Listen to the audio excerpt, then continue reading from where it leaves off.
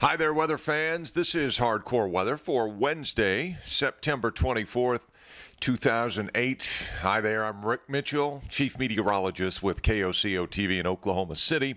And today we're going to look at, just how long this warm weather is going to last for us. It's not all that unusual for us to be into the mid and upper 80s this time of year. But eventually, October is lurking around the corner, and eventually we're going to have to cool down. So we'll look and see if there are any opportunities for that anytime soon. Plus, we'll take a look at what's happening just off the East Coast. Rather interesting weather situation that for a true weather fan they would find kind of interesting. So a lot to talk about, so let's get down to the maps. This is the 500 millibar pattern from last evening, 7 o'clock on Tuesday evening. Notice the sharp trough moving through the northern and central plains. At this point last evening, there were scattered showers and thunderstorms from Minnesota, Wisconsin, down through Iowa, Nebraska, on into Kansas. Right out ahead of this trough where the greatest lift was being produced.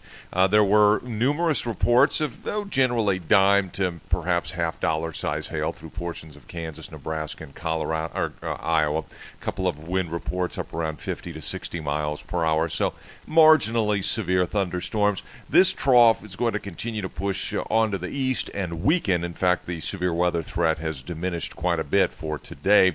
Ridge across the southern United States dampened just a little bit by the trough as it moves on through, but really with time this will expand once again, and there's an upper low off the east coast that will be a weather maker for the folks in the Carolinas and eventually perhaps the eastern seaboard. All right, let's jump into the GFS. This is from 6Z, so 1 o'clock on this Wednesday morning is when it was initialized. One thing I want to point out, look at the sprawling area of high pressure here that's over the northeastern United States. Kind of nudges almost all the way back into portions of the plain states. You can kind of see the remnants of that cold front that brought the severe weather to portions of the central plains, and you've got a non-tropical low-pressure system just off the coast. One thing to point out here, I want you to be able to see how there's a fairly tight pressure gradient from this high in the northeast to this low just off the coast, so you get a nice funneling of easterly, northeasterly winds coming into the Carolinas, and fairly good sea swells and beach erosion and a whole bunch of nastiness there with those strong onshore winds, and that's going to be a problem for folks in the east as we go through time. Let's just kind of speed this up a little bit. Let me back out again here. This will be later today, about 7 o'clock this evening, and the GFS showing that there'll be a few showers and thunderstorms trying to break out again from what is left of the cold front. The cold front's pretty much gone, although there is a surface high that's building across Iowa, and we've got this non-tropical feature off the Carolinas. It actually intensifies with time and eventually begins to move on into eastern sections of North and South Carolina. Still have the 1032 high up off the east coast, providing a pretty decent pressure gradient. And this system may actually end up turning out to be a tropical feature or a subtropical feature. In any event, it's likely going to be a big rain producer for those along the far eastern coast of the United States. But back to Oklahoma. This is 12Z tomorrow. Not much happening. We'll kind of watch for the next front taking shape as we go through time here. This is going to be lunchtime on Friday, and by that point, any tropical feature that was affecting the Carolinas has kind of moved inland. There'll still be a fair amount of rain through the northeast, but Oklahoma will be dry at that point. Going on into the weekend, now here there is another cold front up here across the northern plains, as there typically are this time of year. This is Saturday morning, so nice weather for the football games over the weekend, OU and OSU. Now we're out to Saturday night. Here's Sunday. Not a whole lot going on. Just don't see much in terms of any big cold fronts. Now watch this high to the north here. This is a 1028 high, and that's going to pretty much intensify. There does look to be like some sort of a front that comes through sometime late Monday into early Tuesday. Look at that. That's a 1036 high. That's pretty good. That's a sign of springtime, and that would have the effects of some cooling coming into Oklahoma by Tuesday. But right now it looks like most, if not all, of any precip with this is going to stay off to the east. GFS is hinting at a little bit of rain in here on Tuesday. Not sure I buy it, but I'm getting more impressed that we will start to cool down a little bit. Again, this is a pretty impressive high that builds on in. Now we're out to Wednesday of next week, and still some cooling. So Tuesday, Wednesday, then look what happens Thursday. The high kind of builds off to the east, and we start to pick up a southerly flow. So I think we would warm right back up.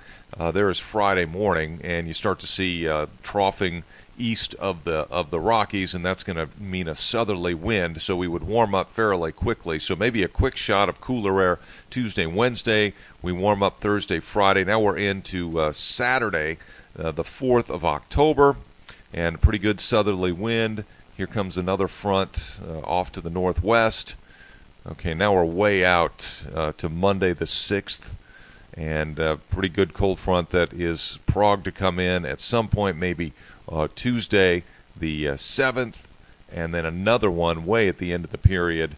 This one looking very strong, but again, we're way out there. This is 384 hours into the future. This is October 10th, showing another cold front. But again, don't trust anything.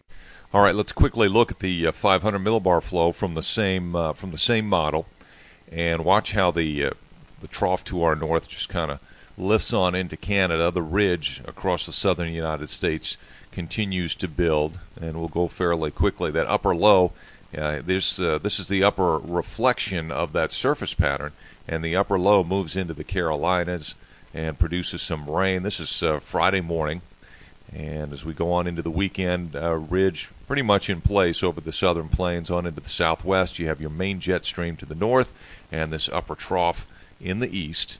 And now we're out to Saturday, and with time, now you start to see some energy dropping in. This is early Monday morning. Watch how this energy drops on in and really carves out a fairly nice little trough over the eastern United States. That would be what would enhance our cold front that would come into Oklahoma early next week and trim our temperatures. You wouldn't have to go very far to find the ridge really pumping up across the Rockies on into western Canada. Now we're out to Tuesday of next week, and you see this actually closes off over the eastern United States, so that would be some fairly chilly air, nice autumn-like air, especially in the east. We'd be on the fringes of it. We certainly would probably cool back into the maybe upper 70s, lower 80s, maybe slightly below normal for this time of year. And then we're out to Friday the 3rd of October. And then, again, we're so far out at this point now, you just kind of take whatever this model is saying with a grain of salt. Big trough comes into the western United States. And if that would be the case, that would be more unsettled weather for Oklahoma in terms of showers and thunderstorms, and more in the way of cold fronts as we get into October, which, again, like I've said before, that's not going out on a limb. That's something that should happen as we're into the 10th day of October. This is Friday the 10th. Trough out in the west, kind of a ridge in the east, so a flip-flop of what it looks like today. Here's a quick look at the tropics. We've been watching this area over Puerto Rico and Hispaniola, the area highlighted in red there, number 1, and that still has the potential to become a tropical depression at any point. It's been that way much of the week. If it would eventually get its act together, it would be Tropical Storm Kyle, and then maybe Hurricane Kyle, but it's not in any big hurry to go anywhere. This other area that you see, number 2, off the Carolinas, that's a non-tropical feature right now, but it has the potential to develop into maybe a subtropical or tropical feature as it moves inland, and that's the one that will likely affect the Carolinas. If this tropical system near the Dominican Republic and Hispaniola can get its act together, computer models do take it off to the north, may have an impact later in the week or in the weekend for portions of New England. A lot of the computer models, though, are keeping it out to sea. So while there's not a whole lot going on in the short term, there are a couple of opportunities in our future to see some cold fronts. And as I said earlier, hey, we're getting to the time of the year where cold fronts become a little more common coming into Oklahoma, and eventually that will be the case. But in the meantime, enjoy the nice weather out there. I'll be in working the 5, 6, and 10 o'clock news today, so make sure you check out Eyewitness News 5. Have a great day, everyone. We'll talk to you again tomorrow.